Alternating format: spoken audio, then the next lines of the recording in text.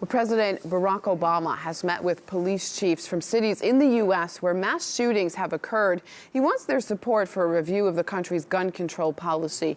Obama's proposal of tougher gun regulations and a ban on assault weapons has divided public opinion, with many standing by the Constitution's Second Amendment, the right to bear arms. RT's Gayane Chichakyan reports.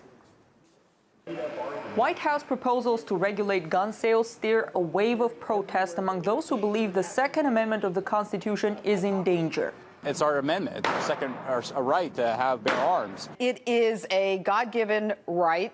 The sanctity of the Second Amendment. Amid heated national debate, some lawmakers have even threatened to impeach the president to protect the Constitution. And we're going to use every tool possible to fight an administration which wants to abrogate the Constitution. But do U.S. lawmakers feel as strongly about all amendments of that same Constitution? Last month, Congress seamlessly, without much ado, passed legislation which gives the government sweeping powers to eavesdrop on communications and review emails of anyone they want. It's called the Foreign Intelligence Surveillance Act. The FISA Amendments Act completely is an infringement on your Fourth Amendment right against unlawful search and seizure, and basically does away with the probable cause requirement. There's been no national debate on the Fourth Amendment. The mainstream media have been mute on the subject. Status quo right now is that people don't even know about it. If you're really savvy and you read a lot of online media, you might have heard about FISA being reauthorized. Otherwise, you're just totally unaware of it. And how can you have an opinion on something that you're unaware of? That proved to be true as we went out to ask people whether they knew what FISA was and what it could do to their Fourth Amendment rights. Have you heard about FISA? No. What is it? No. No, sorry. I think I have some idea that it has to do with our taxes, but I don't really know. But not surprisingly, the same people did have opinions on gun control. We should keep our guns. We're pretty pro-gun control right now.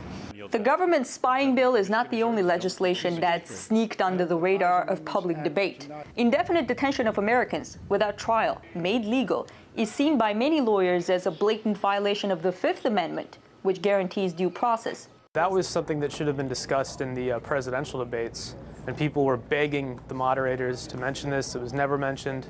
It was just not a part of the debates.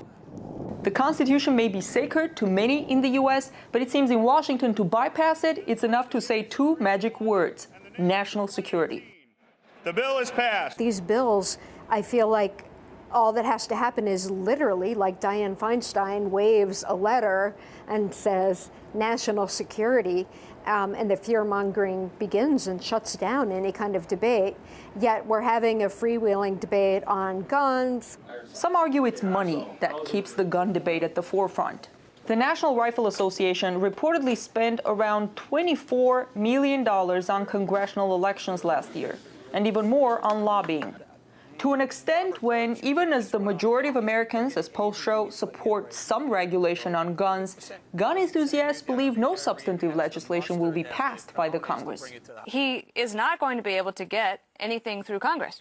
So I think that the Second Amendment will be okay. The media in the U.S. essentially broke into two camps, each bringing all kinds of arguments against the other, both sides again and again reading into the text of the Second Amendment, arguing what proposal would or would not infringe on the people's rights. As nasty as it gets sometimes, but that's what a national debate should look like. But one can't help asking, where was that vigor, that heated debate when other liberties were at stake? In Washington, I'm Gayane Chichakyan.